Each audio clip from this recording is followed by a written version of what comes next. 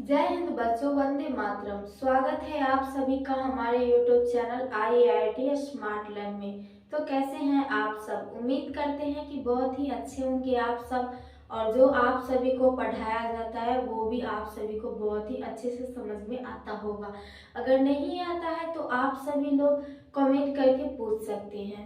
तो हम ये आज जो हम लोग पढ़ेंगे वो लुसेंट जीके का लेक्चर 2 है। लेक्चर 1 हम कल पढ़ चुके थे। लेक्चर 1 में हम लोग पढ़े थे भारत का इतिहास की काल।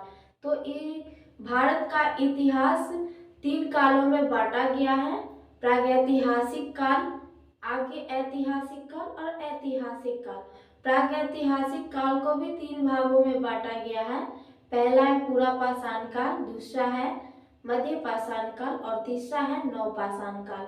तो नवपाषाण काल, पूरा पाषाण काल और मध्य पाषाण काल, कल हम ये तीनों ही पढ़े थे। तो आइए जान लेते हैं कि नवपाषाण काल में कौन कौन से स्थल आते हैं। कल तो आप लोग पढ़े ही थे, लेकिन अभी फिर से बता दे रहे। नवपाषाण काल में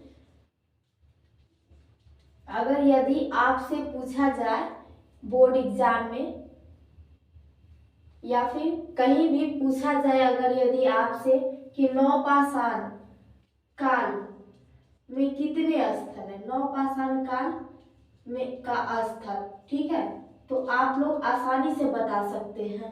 पहला है बुर्जहोम।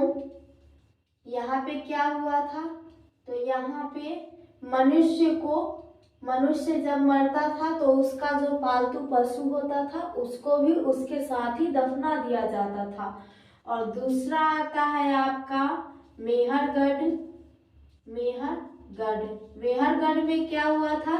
तो मेहरगढ़ में आप लोग बहुत ही अच्छे से जानते होंगे कि मेहरगढ़ में जो है वह कृषि का पहला साक्ष्य मिला था।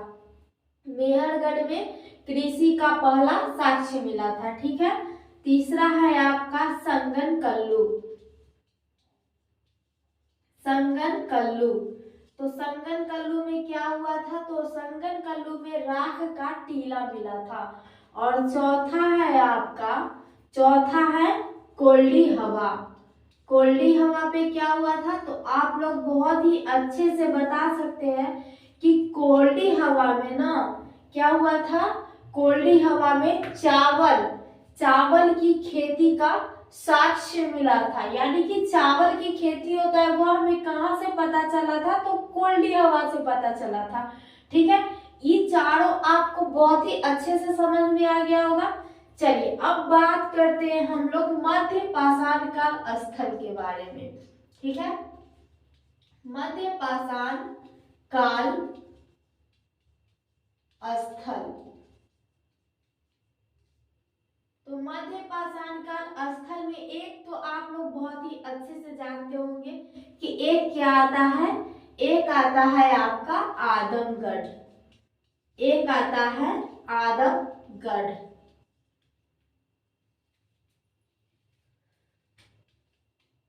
यहाँ पे क्या हुआ था? तो पशुपालन का पहला साक्ष्य मिला था, ठीक है। और दूसरा क्या है? दूसरा है आपका मद्दहा, जो कि कहाँ पे पड़ता है? प्रतापगढ़, यानी कि यूपी में। और यहाँ पे क्या हुआ था?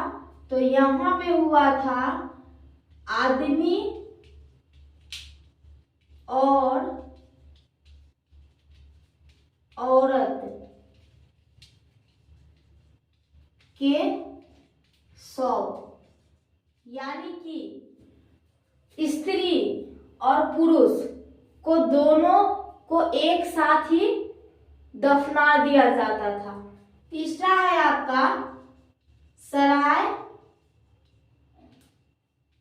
नाहर, जो कि कहाँ पे पड़ता है? यूपी में। यहाँ पे देखिए क्या होता था। यहाँ पे एक साथ कब्र में 300। अभी तो आप लोग पढ़ रहे थे कि एक साथ कब्र में एक मतलब आदमी और औरत को दोनों को दफना दिया जाता था एक साथ, लेकिन यहाँ देखिए सराय नहर में यूपी में एक साथ 3 बॉडी मिले, एक साथ 3 बॉडी मिले, एक साथ कब्र में 3 बॉडी मिले। ठीक है। चौथा है आपका बागौर। बागौर जो कि कहाँ पे पड़ता है, राजस्थान में पड़ता है। बागौर कहाँ पे पड़ता है, राजस्थान में पड़ता है। और यह क्या है, तो यह मध्य पाषाण काल का सबसे बड़ा स्थल है। बागौर मध्य पाषाण काल का सबसे बड़ा स्थल है। ये आपको किसी भी एग्जाम में पूछा जाता है कि मध्य पाषाण काल का सबसे बड़ा स्थल कौन है, तो आप लोग कह दीजिएगा कि बागौर। ठीक है। तो ये चारों हो गया। अब आप सभी लोग इसका स्क्रीनशॉट ले लीजिए एक बार, फिर हम आगे चलते हैं। तो अब चलिए हम लोग मध्य पाषाण काल पढ़ लिए, स्थल के बारे में जान लिए, मध्य का पाषाण काल स्थल में कौन कौन है और नव पाषाण काल स्थल में कौन कौन है ये भी जान लिए। अब ये जान लीजिए कि पूरा पाषाण काल स्थल में कौन कौन आता है। तो पूरा पाषाण काल स्थल में सबसे पहला आपका आ जाता है भीमबेटका, जो कि रायसेन में है और जो कहाँ पे पड़ता है, तो एमपी में पड़ता है। ठीक है, यानी कि मध्य प्रदेश में पड़ता है। ठीक है। तो भीमबेटका किसके लिए फेमस है, ठीक है, भीमबेटका किसके लिए फेमस है, तो शैलाश्रय चित्र के लिए, यानी कि पत्थरों पर चित्रकारी के लिए यह फेमस है। भीमबेटका जो है वह पत्थरों की क्या चित्रकारी पर फेमस है। ठीक है। दूसरा आपका आ जाता है अतिरमपक्कम। अतिरमपक्कम जो कि कहाँ पे पड़ता है, मद्रास में। तो यहाँ पे क्या हुआ, यहाँ पे हड्डी से बने औजार, यानी कि ये क्या है, अति पाषाण का पूरा पाषाण काल। तो ये क्या है, ये पूरा सामान जो था ना, ये वो पत्थर का बना हुआ था। तो पत्थरों से बना औजार कहाँ पे मिला था हमें, तो अतिरमपक्कम में मिला था। ठीक है। पत्थरों से बना औजार अतिरमपक्कम में मिला था। तो आप कह सकते हैं कि हड्डी से बने औजार। ठीक है, हड्डी से बने औजार। तीसरा आपका स्थल आ जाता है हथनौरा। तीसरा स्थल क्या आ जाता है, हथनौरा, जो कि कहाँ पे पड़ता है, ये पड़ता है आपका नर्मदा नदी घाटी के नजदीक ही है। ठीक है। तो हथनौरा, देखिए बहुत बच्चे को ये पढ़ाया जाता है कि मनुष्य के खोपड़ी का जो कंकाल था वह कहाँ से मिला था, मनुष्य के खोपड़ी का कंकाल कहाँ से मिला था। तो बच्चे याद कर लेते हैं कि नर्मदा नदी घाटी, नर्मदा नदी घाटी पर मिला था, लेकिन जगह था हथनौरा, हथनौरा जगह पे मिला था। ठीक है। तो आप लोग कह सकते हैं कि मनुष्य के जीवाश्म में सर्वप्रथम, मनुष्य के हथनौरा में क्या हुआ था, तो मनुष्य के जीवाश्म सर्वप्रथम मिले थे, यानी कि मनुष्य के खोपड़ी का कंकाल जो होता है वो कहाँ पे मिला था, हथनौरा में मिला था। ठीक है। अब आईएएस की एग्जाम में एक बार पूछा गया था कि मनुष्य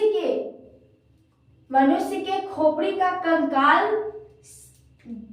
मिला था, उसका पता सर्वप्रथम कौन लगाया था, उसका पता कि मनुष्य के खोपड़ी का कंकाल यही हथनौरा से ही मिला था, इसका सर्वप्रथम पता कौन लगाया था, तो सर्वप्रथम पता इसका लगाए थे कौन, अरुण सोनकिया। आप लोग याद कर लीजिएगा, सर्वप्रथम पता कौन लगाए थे, अरुण सोनकिया। और कब लगाए थे, तो 1982 में लगाए थे। ठीक है। तो हम लोग पढ़ लिए तीनों स्थल के के बारे में पढ़ लिए, तीनों का। नवपाषाण काल का भी स्थल जान लिए, मध्य पाषाण काल का भी स्थल जान लिए और पूरा पाषाण काल का भी स्थल जान लिए। तो उम्मीद करते हैं कि आप सभी को ये समझ में आया होगा। ठीक है, अगर नहीं समझ में आया है तो कमेंट करके जरूर बताइएगा। फिर मिलेंगे अगले वीडियो में, तब तक के लिए बाय बाय।